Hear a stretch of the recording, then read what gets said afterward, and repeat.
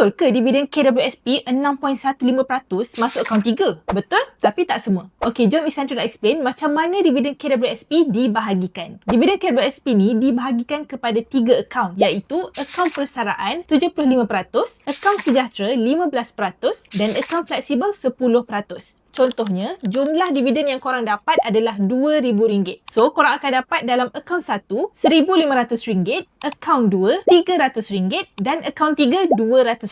Untuk tengok detail dividen, download dan tengok penyata KWSP tahunan dalam app KWSP iAccount. Dekat bahagian dividen ni, tekan lihat butiran, tekan ikon download kat kanan atas sekali.